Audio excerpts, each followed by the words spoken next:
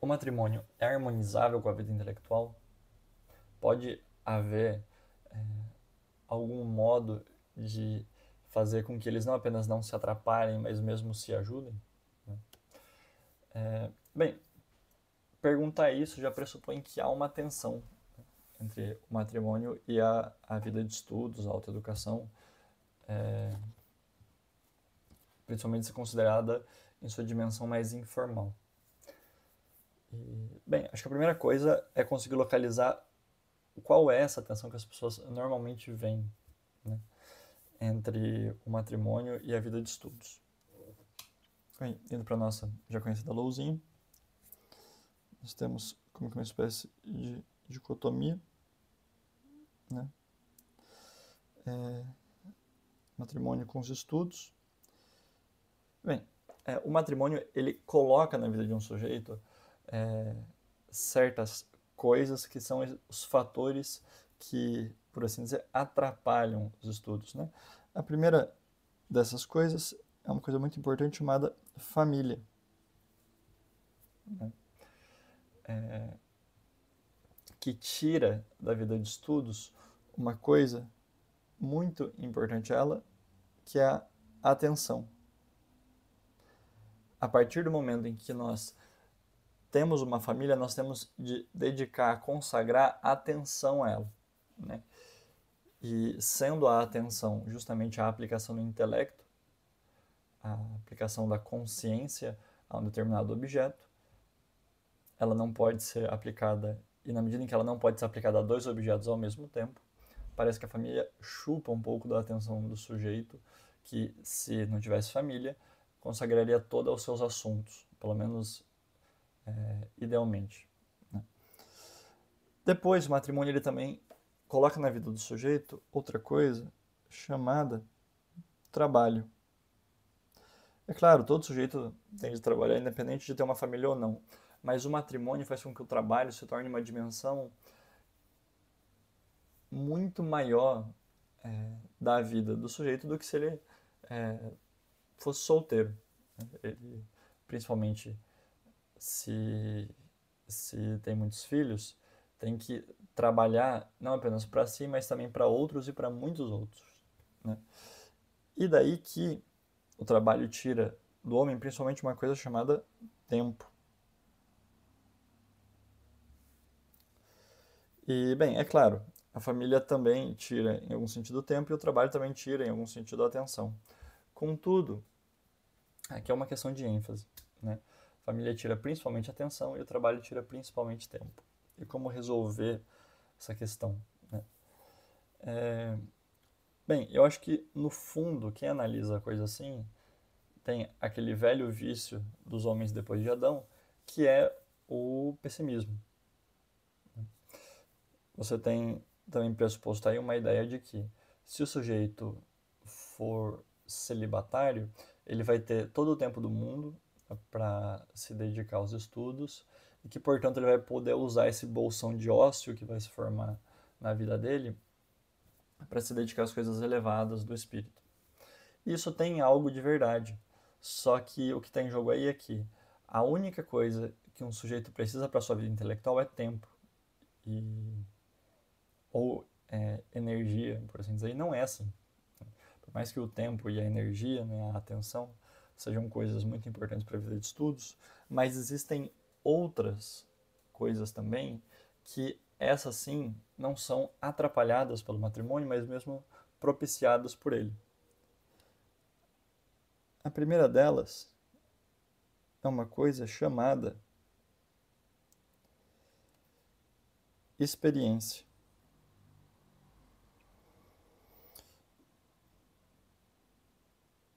Porque o sujeito que se dedica apenas à vida intelectual frequentemente carece de coisas sobre as quais pensar ou de uma certa concretude que só a experiência de alguém com a vida corrida pode propiciar. Assim, o sujeito que fica o dia inteiro enfurnado no quarto, ele vai ter muito tempo para ler os livros dele.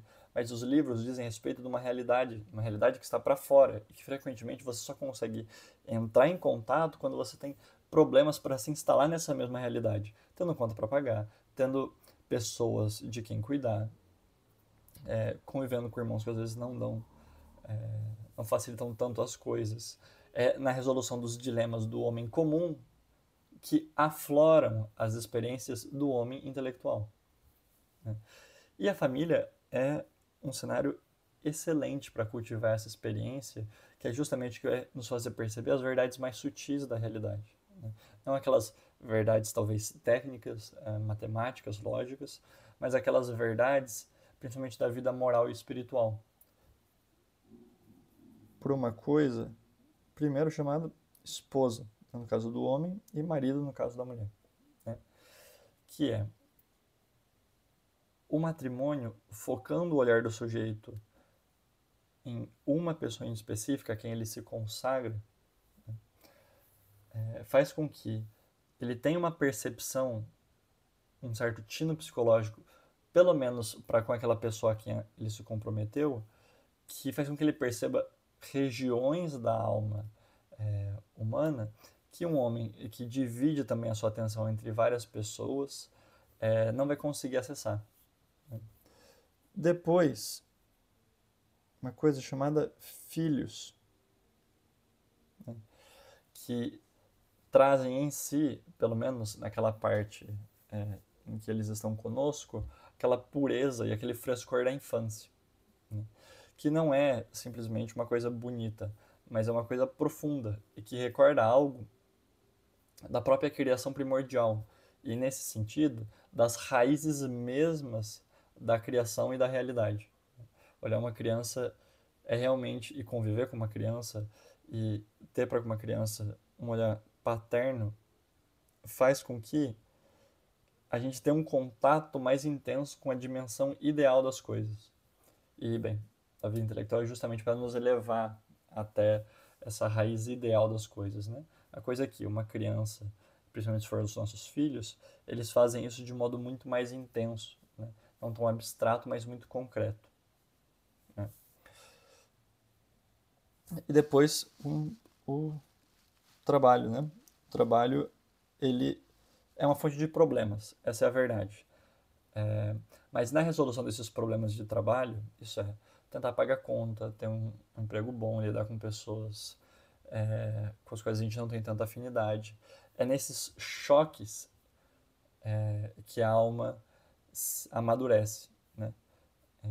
Assim como pelo trincar, pelo bater, pelo chocar do depurador que o diamante ganha seu quilate, né?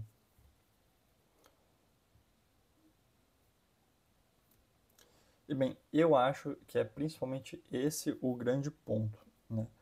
A vida matrimonial fecunda a vida intelectual com uma experiência que, é claro, o sujeito não vai ter tanto tempo para pensar quanto um celibatário teria, mas que vai fazer com que esse tempo seja muito mais intenso, por assim dizer, né?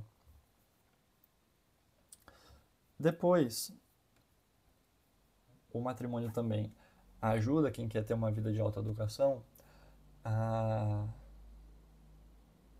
a cultivá-la por uma coisa chamada.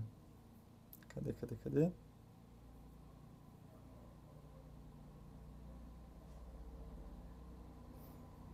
Assim.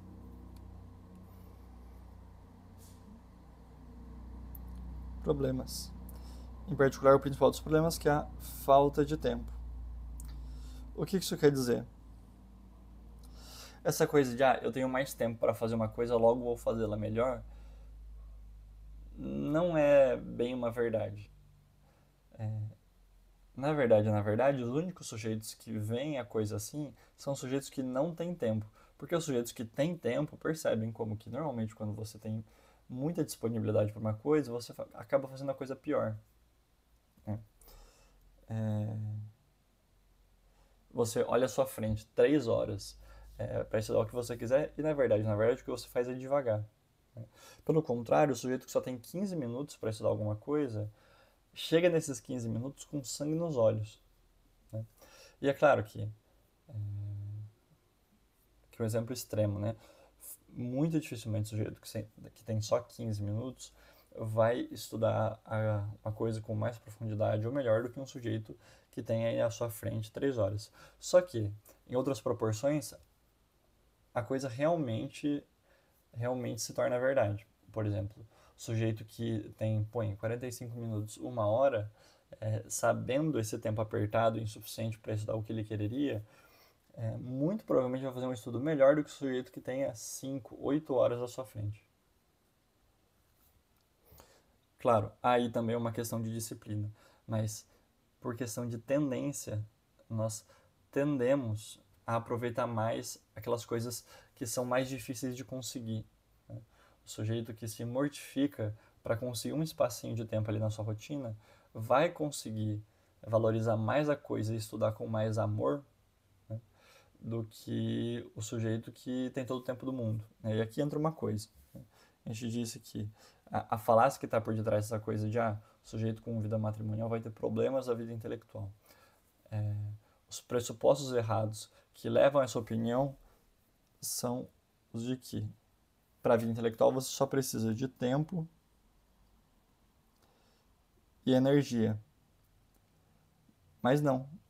Pelo que nós dissemos, nós percebemos que também é absolutamente importante uma dimensão não pequena da vida intelectual o ter uma experiência de vida que emoldure o momento de estudo e que traga conteúdo para ele, né, e no qual as próprias verdades obtidas nesse estudo sejam aplicadas, né, e essa outra coisa chamada pressão, né, ou, com outro nome, a pressão que gera a valorização da vida intelectual. Ou, para chegar ainda numa dimensão mais essencial, a valorização da vida intelectual, que nada mais é do que o amor, né? O amor e a experiência são uma parte não pequena, né, da vida de estudos.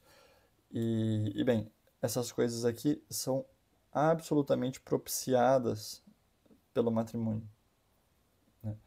É claro, não estou aqui comparando as duas coisas no sentido de dizer qual estado de vida é mais útil à vida intelectual, né? Em última instância, é a velha questão da vocação. Até pode haver uma discussão sobre qual estado de vida é mais perfeito, mas em última instância, o estado de vida mais perfeito, não em si, mas para um sujeito, é a vocação dele próprio, né? E assim também, o estado de vida mais útil para a vida intelectual de um sujeito vai ser justamente a vocação dele, né? E se ele tem, sim, uma vocação não apenas ao matrimônio, mas também à vida intelectual, é no matrimônio que a vida intelectual dele vai aflorescer, né? E não numa vida celibatária. E eu queria acabar circundando uma coisa que é um aspecto um pouco mais teológico, mas que não deixa de ser interessante também, né? Que é pouco comentado, mas que ilumina muito essa discussão também, que é o seguinte: quando nós pegamos essa coisa do matrimônio como fonte de experiência, né, nós percebemos que realmente o matrimônio ele tem uma certa aptidão para nos fornecer experiência por um fato que já era notado por São Paulo, né, que é o de que o matrimônio ele foi feito para ser um sinal, né? Ele foi feito para ser um sacramento. Aí vai dizer, claro, ele é um dos 7 sacramentos. Não, mas a gente diz sacramento aqui em outro sentido, né? O matrimônio ele é sinal, ele é sacramento no sentido de que ele foi feito para ilustrar, para significar, para tornar visível realidades invisíveis, né? E já vai dizer São Tomás que as únicas realidades metafísicas invisíveis são justamente, que existem concretamente, são justamente os seres pessoais, né? E nesse sentido, o matrimônio ele foi feito para ilustrar a relação que as próprias almas têm entre si no âmbito invisível, E nesse sentido, nós vemos que ele realmente tem um certo papel pedagógico. Claro, não apenas para aqueles que vivem o matrimônio, como também para aqueles que veem os casais convivendo, né? Não apenas sacramento para si, mas também para os outros. Mas é evidente que os sujeitos que estão dentro do próprio matrimônio têm uma certa posição privilegiada, né? Aquilo que nós dissemos para a criança é verdade para o matrimônio como um todo. Ele coloca um certo realce a dimensão da idealidade. Porque se é verdade que o sacerdócio é um estado de vida superior em relação ao estado decaído, né, também é verdade que o matrimônio ele é mais conforme a ordem primordial, né? Que justamente por ser primordial, né, e ideal, não é a coisa que mais se aplica a gente, que estamos num estado decaído, e nesse sentido o sacerdócio acaba tendo uma certa proeminência, né? Mas isso não faz com que o matrimônio colha certos benefícios também, né? Entre os quais é esse que estamos comentando, né? Ele traz algo do frescor, daquele colorido, daquela vitalidade do princípio, né? Que se nós não nos deixarmos alienar pelos nossos vícios e pelo desvio da nossa concupiscência, e não nos deixarmos, por assim dizer, seduzir por ele, é algo que pode tornar a vida espiritual muito mais palpável, né? E, claro, aqui eu ainda estou abstraindo toda a questão do próprio auxílio que uma esposa pode dar ao seu esposo, do próprio auxílio que filhos bem-formados podem dar ao pai, né, na vida intelectual. Enfim, seria tema para outros vídeos e por hora eu acho que basta isso.